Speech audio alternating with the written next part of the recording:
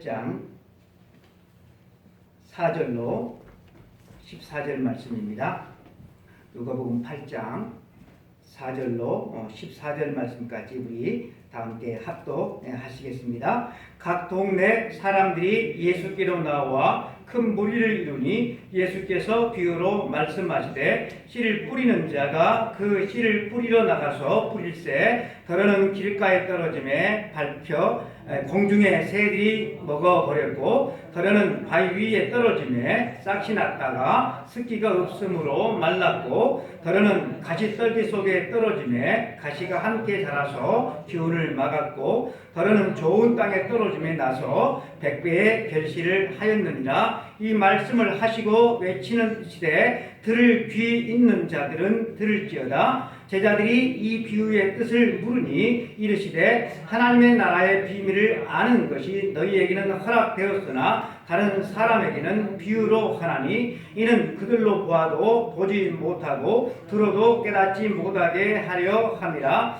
이 비유는 이러하니라. 씨는 하나님의 말씀이요 길가에 있다는 것은 말씀을 들은 자니 이에 마귀가 가서 그들이 믿어 구원을 얻지 못하게 하려고 말씀을 그 마음에서 빼앗는 것이요 바위 위에 있다는 것은 말씀을 들을 때 기쁨으로 받으나 뿌리가 없어 잠깐 있다가 시련을 당할 때 개반하는 자요 가지떨기에 떨어졌다는 것은 말씀을 들은 자이나 지내는 중 이생의 염려와 재물과 향락의 기운이 막혀 온전히 결실하지 못하는 자요.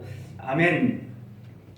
우리가 계속해서 이 씨 뿌리는 비유를 가지고 말씀을 듣고 있는데 오늘은 가시떨기 속에 떨어진 씨라라고 하는 제목으로 하나님께 주시는 귀한 은혜를 받도록 하겠습니다. 주님 앞에 이루 헤아릴 수 없는 수많은 사람들이 주님의 말씀을 듣기 위해서 많은 사람들이 나와서 앉아 있습니다. 주님은 그 청중들을 어떤 청중들인지 그들을 분석하셨어요. 말씀을 듣는 자리에 나와서 앉아는 있지만 그 말씀을 듣는 자리에 나왔는데 말씀을 듣지 않고 뻘 생각만 하다가 그냥 돌아가 버리는 아무것도 남지 않는 사람들, 그들을 일컬어서 길가에 떨어진 씨와 같은 사람이다 라고 말씀을 하셨어요. 그리고 두 번째 부류가 있는데 이 사람들은 말씀을 들을 뿐만 아니라 기쁨으로 그들은 받아들입니다. 뻘 생각을 하고 무관심한 말씀에 무관심한 그런 청중들이 아니라 선포되는 하나님의 주님의 말씀에 즉각적인 반응을 보일 뿐만 아니라 천국 말씀을 듣고 그들은 기뻐하고 즐거워하기도 합니다.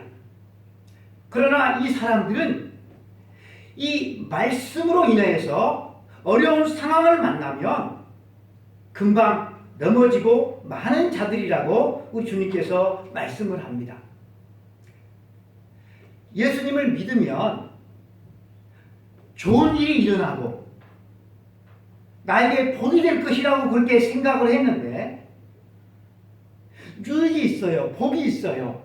좋은 일이 일어나요. 아, 잘 믿었구나. 내가 바른 선택을 했구나. 그렇게 좋아하다가도 어려움이 오니까 금방 돌아서 버리고 많은 그러한 사람들이다라고 우리 주님께서 말씀을 합니다. 그래서 나의 유익 때문에 선택한 기독교는 시험을 받게 되어지면 그 신앙은 설 자리가 없어진다라고 하는 거예요. 내게 유익이 있어서 내가 예수님을 믿는 것이 아니라 유일한 구원의 참된 복음이어서 내가 믿을 때 시험을 받을 때 어려움을 겪을 때 우리는 겪어낼 수가 있는 것입니다. 그리고 오늘 세 번째 부류인 가시떨기에 떨어지는 그런 사람들이 있습니다. 씨앗은 길가와 그리고 바위 위에만 떨어질 뿐만 아니라 어디에도 떨어졌는가 하면 가시떨기 속에도 떨어졌다고 말씀을 합니다.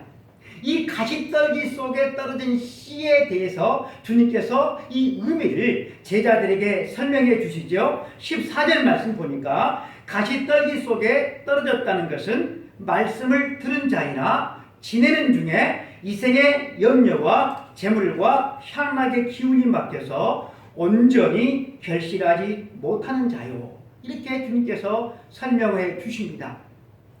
마태복음에는 이 말씀이 이렇게 기록되어져 있습니다. 가시떨기에 뿌려졌다는 것은 말씀을 들으나 세상의 염려와 재물의 유혹에 말씀이 막혀 결실하지 못하는 자요. 그리고 마가복음 4장에도 이 씨 뿌리는 비유가 기록되어져 있습니다. 주님의 말씀을 그렇게 길지 않는 말씀이지만 이 말씀을 세밀히 좀 이렇게 분석해 볼 필요가 있는 것 같습니다. 가시떨기 속에 떨어진 이 씨는 뿌리를 내려서 움이 돋고 싹이 나서 자라는 데까지는 아무런 이상이 없어 보입니다. 돌밭 위에 떨어진 씨는 뿌리가 깊이 내리지를 못해서 습기가 없음으로 말미암아 곧 말라서 죽었지만 이 가시떨기 속에 떨어진 씨앗은 발화와 성장에는 아무런 문제가 없습니다. 그런데 어디서 문제가 발생합니까? 결실의 과정에서 문제가 발생합니다. 말씀을 듣고 신앙생활 잘 하다가 세상의 유혹을 받습니다. 그것을 말씀 보니까 이생의 염려와 재물과 향락의 기운이 막혀라고 그렇게 주님께서 설명을 하셨습니다. 먼저 이생의 염려에 대해서 생각해 보면 이생의 염려라고 하는 것이 뭘까요? 사는 문제죠. 사는 문제. 살아가는 삶의 문제. 이것 없는 사람이 어디가 있겠습니까? 신앙생활을 하는 가운데서 무슨 문제? 계속해서 무엇을 먹을까? 마실까? 무엇을 입을까? 계속해서 이런 염려 가운데서 매여서 살아가는 사람들. 이 삶의 문제가 신앙생활을 하는 데 있어서 끊임없이 발목을 잡아요. 그래서 열매를 맺지 못한다라고 하는 것입니다. 주님은 이 문제에 대해서 하나님의 자녀들은 어떻게 해야 되는가? 이 문제가 없을 수는 없어요. 이 문제가 있을 때 어떻게 해야 되는가? 마태복음 6장 25절 말씀을 보면 목숨을 위하여 무엇을 먹을까? 무엇을 마실까? 몸을 위하여 무엇을 입을까? 염려하지 말라. 목숨이 음식보다 중하지 아니하며 몸이 의복보다 중하지 아니하냐. 하나님 아버지께서 우리 몸을 주셨잖아요. 우리 몸을 주신 아버지께서 먹을 것을 주시지 않겠느냐? 입을 것을 주시지 않겠느냐? 우리 몸을 주신 우리에게 그죠? 이 몸과 생명을 주신 하나님께서 필요한 것을 주시지 않겠느냐? 이렇게 주님께서 말씀을 하시면서 무엇을 예로 드는가 하면 공중의 새를 우리 주님께서 예로 들어서 설명하십니다. 공중의 새를 보라. 심지도 않고 거두어 들이지도 않고 창고에 모아 들이지도 아니하되 너희 하늘 아버지께서 그리시나니 너희는 이것들보다 귀하지 아니하냐? 너희 중에 염려함으로 그 키를 한 자라도 더할 수가 있느냐? 여러분, 우리의 노력 때문에 건강이 더해지지 않는다라고 하는 것이죠. 우리가 세상에서 니나노 하면서 배짱이처럼 그렇게 놀아서는 안 되죠. 열심히 우리가 최선을 다해서 살아가야 되겠지만 우리의 생명은 누구에게 달려있다? 누구에게? 하나님 아버지에게. 우리가 열심히 그저 건강관리를 해야 되죠. 그러나 우리의 건강은 궁극적으로 누구에게 달려있다? 하나님께 달려있다라고 하는 것이죠. 이 믿음을 우리가 상실한다면 신앙인이라고 말하기에 참으로 부족할 것입니다. 먹고 사는 문제뿐만 아니라 입는 문제. 너희가 어찌하여 의복을 위하여 염려하느냐? 라고 말씀하시면서 무슨 예를 들으십니까? 들의 백합화를 들어서 주님께서 설명을 하십니다. 오늘 있다가 내일 아궁 위에 던져지는 들풀도 이렇게 입히시거든 하물며 너희일까 보냐. 믿음이 작은 자들아. 주님께서 말씀하십니다. 그렇죠. 의식주에 매인 사람들이 신앙생활을 제대로 할 수가 있을까요? 이 사람들은 말씀대로 살면 좋죠. 얼마나 좋겠어요. 말씀대로 살기를 원하죠. 그런데 말씀대로 살면 이 세상을 도무지 살 수 없어요. 이렇게 생각하는 사람들이다라고 하는 것이죠. 하나님의 말씀이 좋아요. 고개를 끄덕거려요. 받아들여요. 그러나 이 세상을 살아가는 삶의 문제에 봉착하면 말씀보다는 무엇을 따라요? 현실을 따른다라고 하는 것입니다. 우리의 현실적인 이 문제, 사는 문제에 있어서 하나님과 하나님의 말씀이 무용지물이다, 의미가 없어진다라고 하는 것입니다. 궁극적으로 우리를 먹이고 이쁘시는 분이 하나님이라고 하는 이 믿음을 우리가 갖지 못하기 때문에 삶의 염려를 우리가 하며 살아갈 수밖에 없다라고 하는 것입니다. 세상을 살아가는 필요, 이건 누가 하는 거, 내가 하는 거라고 생각하는 거예요. 세상을 살아가는 모든 필요는 내가 하지 않으면 안 된다라는 생각을 가지고 있어요.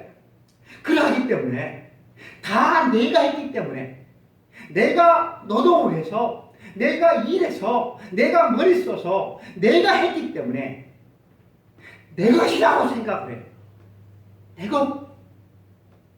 내 것이라고 생각하기 때문에 하나님 앞에 드리려고 할 때마다 손이 부들부들 떨리는 거예요.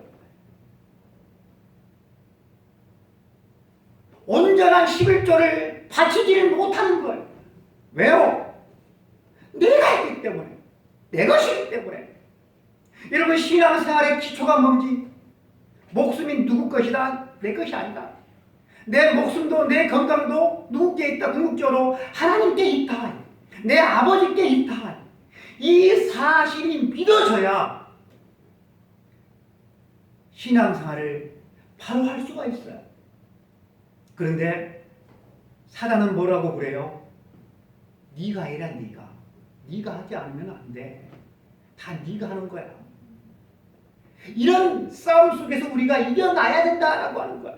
여러분, 바위 위에 떨어진 씨, 이 바위 위에 떨어진 이 씨와 같은 사람은 환난과 박해 때문에 중간에 포기해버리고 만다 그랬어요. 그리고 이 가시떨기에 떨어진 씨와 같은 사람의 문제가 뭡니까? 환난과 박해는 없어요. 환난과 박해가 없어요. 근데 무슨 문제가 있어요? 이생에 대한 문제가 있어요. 먹고 사는 의식주에 대한 문제가 있어요. 무슨 차이가 있을까요? 다를까요, 서로? 환난과 박해가 오면 즉시 넘어지고 배반하는 이유가 무엇입니까? 환난과 박해 앞에 넘어질 수밖에 없는 이유. 아우, 죽으면 어떡하지? 아우, 죽으면 어떡해? 끔찍하게 고문을 당하면 어떡하지? 내가 지금 가지고 있는 모든 것들을 빼앗기면 어떡하지? 이 행복이 깨지면 어떡하지? 여러분, 이런 거다로 돈 없으면 어떻게 살지? 무슨 차이가 있어요? 결국은 똑같다라고 하는 것입니다. 신앙생활을 한다고 어려운 일, 힘든 일이 없는 것이 아니라 오히려 신앙생활하면 더 있을 수가 있습니다. 돌밭에 사람이나 또 가시떨기에 떨어진 사람이나 어려움이 있기는 매 일반이다라고 하는 것입니다. 그런데 다른 점이 있어요. 이 돌밭에 사람이 겪는 박해와 환난은 갑자기 어떤 기간이 있어요. 기간. 늘 있는 것이 아니라 기간이 있어요.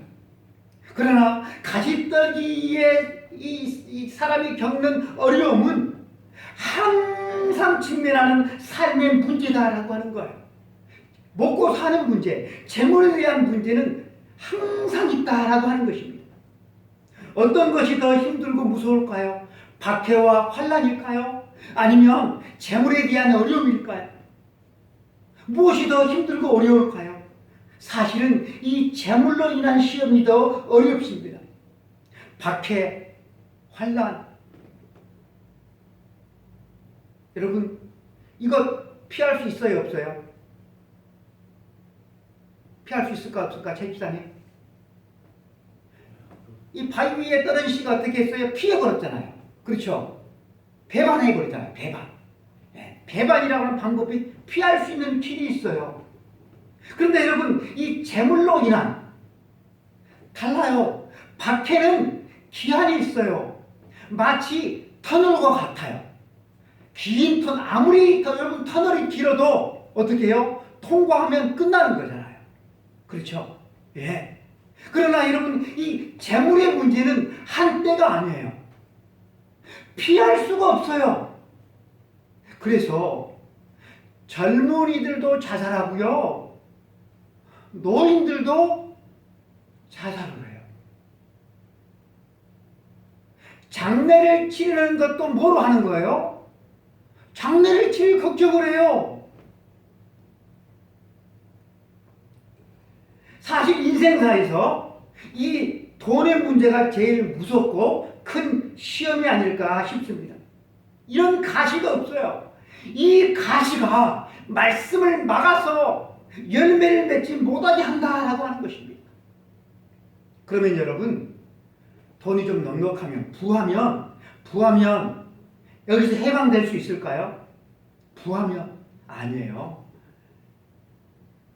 물질 문제에 대해서는 부하니까 그것 때문에 고민을 하지는 않을 수 있겠지만 열매 맺는 데는 마찬가지다라고 하는 것입니다. 부자 청년이 주님 앞에 나와왔는데 무엇 때문에 돌아가죠? 무엇 때문에? 재물 때문에 돌아가잖아요. 재물 때문에. 재물 때문에 근심하면서 돌아가잖아요. 주님께서 이러한 자들에게 내린 여러분 처방이 무엇입니까? 무엇을 먹을까? 무엇을 마실까? 무엇을 입을까? 하지 말라. 이른다 누가? 이방인들이 구하는 것이라. 너희 하늘 아버지께서 이 모든 것이 너희에게 있어야 할 줄을 아시느니라 하면서 너희는 먼저 그의 나라와 그의 의를 구하라. 그리하면 이 모든 것을 너희에게 더하여 주시겠다 말씀을 하셨어요. 아멘. 우리 주님께서 염려하지 말고, 의식주의 문제는 내게 구하면 내가 다 해결해 줄 테니 내게 구하라. 그렇게 말씀하신 것이 아니라 뭐라고 말씀하셨다고요? 먼저 그의 나라와 그의 의를 구하라. 그리하면 덤으로 너희들이 필요한 것은 내가 주겠다라고 우리 주님께서 말씀하셨어요. 그러나 우리 신자들이 구하는 것이 뭡니까? 하나님의 나라, 하나님의 의, 하나님의 뜻이 아니라 내 욕망, 나에게 필요한 것이다 라고 하는 것입니다. 이렇게 먹고 마시고 입는 문제에 집착해서 이 모든 필요를 아시는 하나님과 깊은 친밀한 교제가 이루어지지 못할 때 온전한 믿음의 삶도 말씀의 열매도 거둘 수가 없다라고 하는 것입니다. 이에 대해서 사도 바울은 이렇게 우리들에게 충고하고 있습니다. 아무것도 염려하지 말고 오직 모든 일에 감사함으로 하나님께 아뢰라라고 말씀하십니다. 아무것도 염려하지 말고 하나님께 감사함으로 아뢰라. 여러분, 신자들은 염려하는 사람들이 아니라 신자들은 하나님께 아뢰는 사람들인 줄로 믿습니다. 여러분, 염려하면 뭐만 보여요? 걱정거리, 염려거리만 보여요. 하나님이 보이지를 않아요. 근데 여러분, 문제는 누가 해결해 주시는 것입니까? 염려는 내가 하는 것이 아니라 하나님께서 해결해 주시는 해결자이신 하나님이 보이지 않는다라고 하는 것입니다.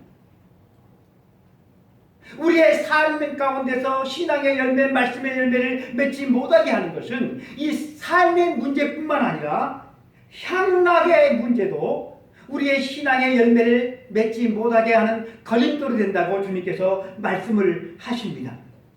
다 방향은 육신의 이 먹고 마시는 문제뿐만 아니라 이 향락의 문제, 질은 다르고 방향은 다른 것 같지만 다 동일해요. 이 세상을 더 사랑하는 문제에서 온다라고 하는 것입니다. 가난하면 가난한 대로 삶의 문제 때문에 믿음이 자라지를 않아요. 주일 좀 지키십시다, 집사님. 주일 좀 지키십시다. 그렇게 말하면, 목사님, 내가 주일날 직장에 나가지 않으면요, 직장에서 잘려요.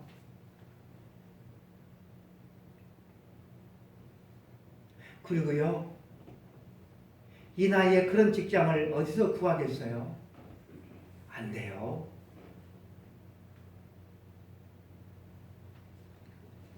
사랑하는 성도 여러분, 이렇게 가난한 사람들은 이 살아갈 이 삶의 이 염려 때문에 제대로 말씀의 결실을 맺지를 못하고, 그러면 부자들은 향락의 문제에 빠져서 또 제대로 결실을 맺지 못한다라고 말씀을 합니다. 우리가 잘 알고 있는 하나님의 말씀이 있습니다. 너희는 하나님과 재물을 겸하여 섬기지 못한다. 하나님과 재물을 같이 사랑할 수가 없다라고 하는 것입니다.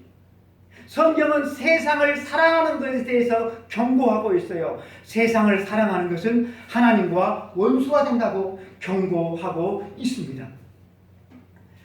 세상을 쫓아가는, 쾌락을 쫓아가는 사람은 이렇게까지 말씀을 해요. 살아있으나 실상은 죽은 사람이다 라고까지 말씀을 해요. 살아있는데 실상은 죽은 사람이다. 여러분, 하나님이 없는 사람들의 삶의 목표가 뭘까요? 즐기는 것입니다. 자색 옷과 고운 베옷을 입고 날마다 호화로이 연락하는 것. 자색 옷과 고운 베옷을 입고 날마다 호화로이 연락하는 것은 자기 집 앞에 병든 나사로가 있었던 어느 부자의 이야기만이 아니다라고 하는 것입니다. 요즘은 연예인들뿐만 아니라 우리 일반인들도 집에 쌓아놓을 곳이 없을 정도로 옷이 많고, 늘 제가 하는 얘기지만 옷이 많고 신발도 많고 물건이 하도 많아서 이런 물건들 때문에 집 주인이 밀려나오고 있는 그런 세상을 저희들이 살아가고 있습니다. 하나님 중심으로 살지 않는 인생은 누구나 다 여러 해 동안 쓸 물건을 많이 쌓아놓고서 평안히 쉬고 먹고 놀고 마시자, 이것을 삶의 목표로 삼고 살아가요.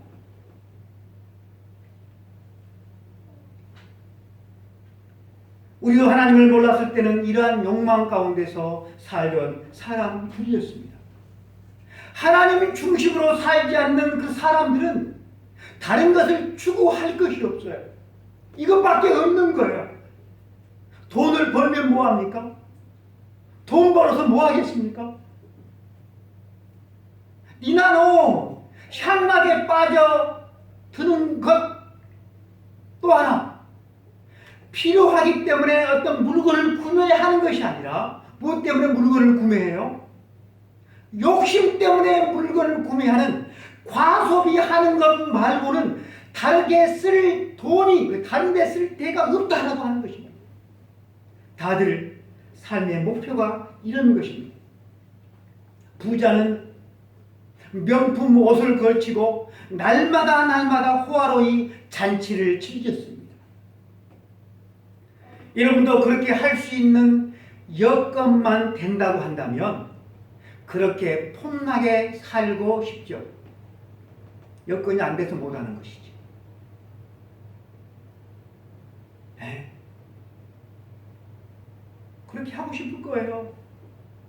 날마다 호화로이 잔치는 즐기지는 못하지만, 아이고 목사님 돈 걱정 안 하고 살아보고 싶어요.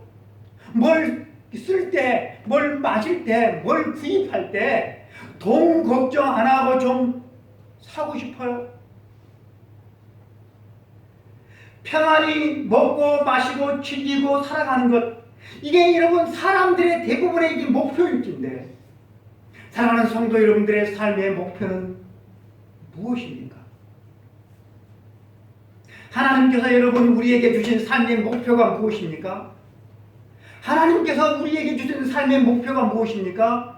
하나님께 영광 돌리는 거예요. 하나님을 즐거워하는 거예요. 여기에다가 삶의 목표를 정하지 않는 사람은 누구나 다 이러한 허무한 것에 올인할 수밖에 없습니다. 하나님 안에서 사는 즐거움을 알지 못하는 사람들은 비록 교회를 다녀도 여기에 올인한다라고 하는 것입니다. 아, 속았다. 아, 잘못 살았다. 이걸 좀 빨리 깨달으면 좋을 텐데, 사단 마귀는 절대로 그렇게 깨닫도록 가만히 놔두지를 않아요. 하나님의 뜻, 하나님의 말씀을 따르는 것보다 내 마음에서 울리는 그 소리, 내 마음에서 들리는 그 소리가 더 훨씬 나에게는 좋게 들리고 현실적으로 들리도록 그렇게 마귀가 유혹한다라고 하는 것입니다. 내 마음속에서 보이는 것은 다 지나가는 것이야. 허무하는 것이야. 헛된 것이야. 그거 추구하지 마. 있는 것에 자족하고 감사하고, 좀 있으면 주변에 어려운 사람들 많잖아. 선교하는 데 써. 미워하는 사람 있지? 미워하지 마. 먼저 네가 사랑하고 용서하고 그를 위해서 축복해줘. 어려운 일이 있더라도 낙심하지 말고 인내하고 기도해. 그런 소리가 마음에서 들리던가요? 들려보신 분? 그런 소리 안 들려요, 여러분. 주님께서 마지막 시대를 살아가는 우리들에게 이렇게 경고하십니다. 향락을 좋아하는 자는 살았으나 죽은 자로다. 너희는 스스로 조심하라. 그렇지 않으면 방탕함과 술 취함과 생활의 염려로 마음이 둔화해지고 뜻밖의 그날이 덫과 같이 너희에게 임하리라. 사랑하는 성도 여러분, 말세의 징조가 방탕함과 술 취함과 즐기는 거래요. 우리 현 시대에 들맞잖아요. 얼마나 이 무선에 술집이 많은지. 다른 집 장사는 안 돼도 술집 장사는 되는 것 같아. 여러분, 물론 우리 그리스도인들도 인생을 즐길 수 있습니다. 꽃구경도 가고 여행도 다니고. 여러분, 이것이 잘못일까요? 잘못 아니에요. 그런데 여러분, 무엇이 잘못인고 하면 그 마음의 태도가 여러분 죄악일 수가 있다라고 하는 것입니다. 방탕함, 술 취함, 도박, 이런 것들만 잘못이 아니고요. 건전한 오락도 스포츠도 그것이 지나치면 덫과 같이 우리의 영혼을 삼킬 수가 있다라고 하는 것입니다. 우리가 돈을 열심히 벌어야 됩니다. 그래서 그 돈을 벌어서 열심히 하나님의 영광을 위해서 선한 일에 우리가 부요한 선한 일에 돈을 쓰면 얼마나 여러분 좋겠습니까? 그러나 돈을 번다고 내 믿음 생활까지, 내 예배 생활까지 발목을 잡는다고 한답니다. 그 사람은 돈의 종이 되어 있는 것입니다.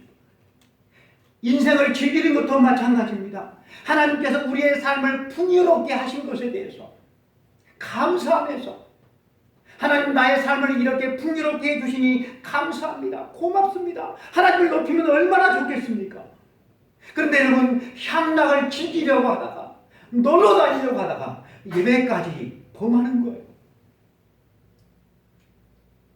향락이 종이 되어 있는 것입니다. 사랑하는 성도 여러분, 우리가 세상을 살아가는 동안에 이 재물에 대한 염려와 또 삶의 문제와 쾌락에 눌려서 사는 그런 어리석은 사람이 되지 않기를 간절히 축복합니다. 염려함으로 문제가 하나라도 해결될 수만 있다고 한다면 우리 하나님은 우리에게 염려해라 라고 말씀을 하실 텐데 그렇게 하나도 안 된다라고 하는 거죠. 너희 중에 염려함으로 그 길을 한 자라 더 할 수가 있겠느냐? 없다라고 말씀을 하셨어요. 그러므로 여러분 우리는 어떻게 해야 됩니까? 염려 대신 하나님 앞에 감사함으로 나아가야 된다라고 하는 것이죠. 더 많은 재물을 취하려고 하는 것보다는 하나님을 더 사모하고 예수님께서 행하셨던 것처럼 하나님의 말씀을 행하는 것으로 나의 기쁨과 나의 보화를 쌓는 것. 사도 바울이 시편에서 119편에서 이렇게 말씀을 합니다. 여호와의 말씀을 지킨 것이 나의 보배입니다. 아멘. 하나님의 말씀을 지키는 것이 나의 보배입니다. 여러분들은 이런 보배가 얼마나 쌓여가고 있습니까?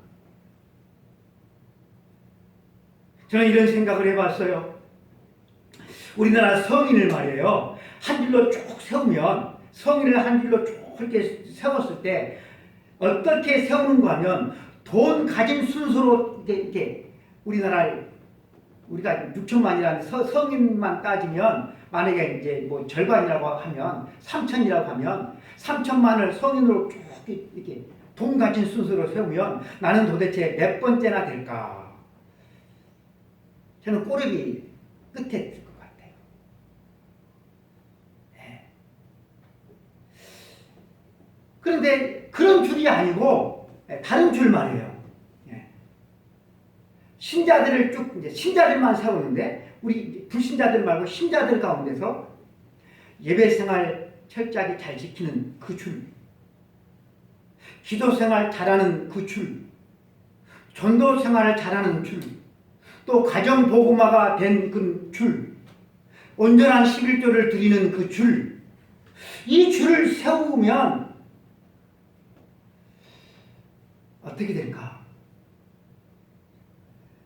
세상적으로 줄을 딱 세우면 제가 앞자리에 들 수 있는 가능성은 이건 불가능하죠. 그런데 신앙적으로는 아니에요. 신앙생활을 하는 그런 사람들도 세상적으로 앞자리에 들어가 보려고 목을 매는 사람들은 많은데 신앙적으로 앞자리에 서기 위해서 그렇게 애를 쓰는 사람들이 그리 많지 않기 때문이죠. 사랑하는 성도 여러분들은 어느 앞자리에 서기를 원합니까? 저는 항상 예배 자리는 뒷자리에 중간 자리에 앉아본 적이 없어요. 예배 자리는 항상 앞에 앉습니다. 어느 자리를 가도 마찬가지입니다.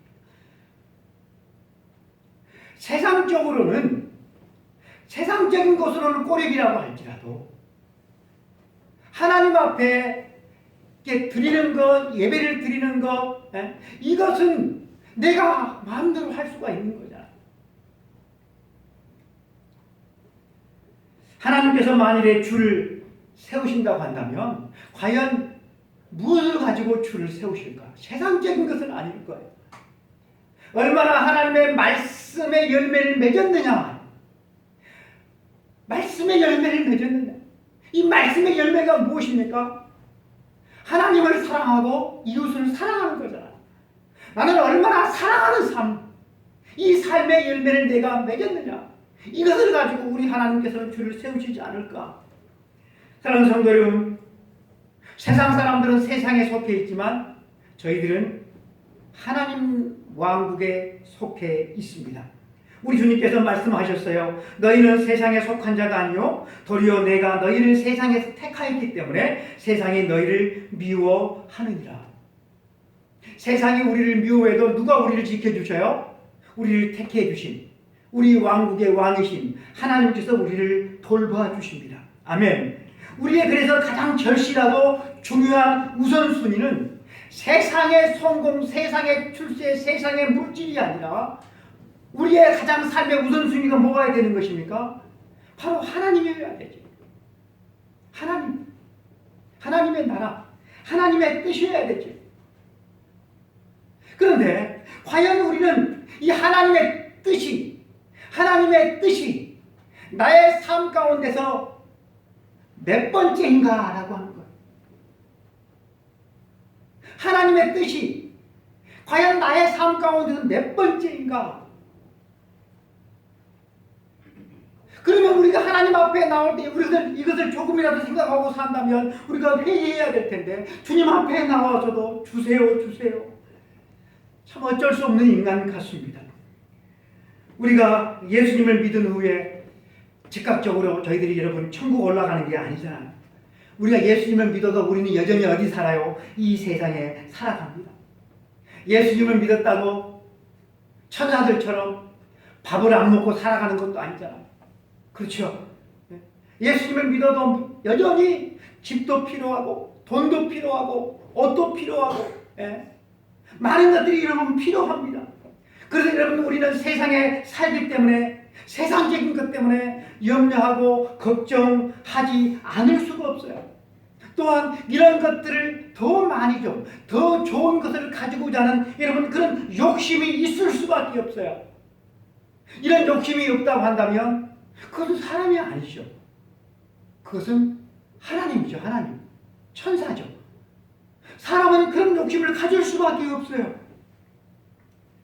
그런데 여러분 문제는 뭔가 하면 이런 필요가 있을 때 하나님이 돌보신다라고 하는 이 믿음의 유무라고 하는 것. 하나님이 나를 사랑하사 나를 구원하시기 위해서 당신의 하나밖에 없는 독생자 예수님까지 주신 그 하나님께서, 하나밖에 없는 독생자까지 죽이신 사랑의 하나님께서 우리에게 몸을 주시고 생명을 주신 여러분 우리를 지켜주시고 돌보시지 않겠느냐라고 하는 거죠. 여러분 이 믿음이 없으면 우리의 신앙은 모르이의 셈, 집일 수밖에 없다라고 하는 것입니다. 우리 그리스도인은 하나님을 믿어요. 하나님을 믿기 때문에 하나님 안에서 살아가는, 자족하는 사람이 되어야 합니다. 우리는 빈손으로 왔다가 빈손으로 갈 인생입니다. 이건 모르는 사람 아무도 없어요. 그런데 이 빈손으로 왔다가 빈손으로 갈 인생, 우리 인생살이 가운데서 참으로 행복한 것은 물질에 있지 않고 사랑에 있는데, 이 사랑을 구하지 않고 하나님을 구하지 않고 눈뜨서부터 저녁에 이렇게 잠자는 순간까지 이 썩어질 이 세상의 것을 구하는 것, 우리 하나님께서 보실 때 얼마나 안타까워하실까. 사랑하는 성도 여러분, 아무리 이 세상을 살아가면서 먹고 살아가는 삶의 문제에 대한 염려가 크고 또 이 세상에 사는 사람들이 막 즐기잖아요. 우리나라도 이제는 살 만큼 되었잖아요. 살 만큼 되었잖아요. 제가 아는 한 분이 그러더라고요. 엊그제 만나서 밥을 먹으면서 그러더라고요. 자기는요, 처갓집이 저쪽 부산 쪽인데 거기 처갓집 동네에다가 집을 한 채 장만하고 자기 고향 이 이제 섬인데, 여기 여수에 있는 섬인데, 다리가 낮은 섬인데 거기다가도 집을 한 채 장만하고, 그리고 시내에다가 아파트도 한 채 장만하고, 그렇게 해서 노년을 보내고 싶다고 말을 하더라고. 우리가 그 정도는 돼야 되지 않겠어요? 그런 사람들의 이야기를 들으면 부럽지 않으세요? 그래서 저는 하나도 안 부럽다고 하니까 나를 이상한 사람 취급하더라고. 제가 이상한 사람. 근데 요즘 시대는 시대에 뒤떨어진 사람이 되더라고요.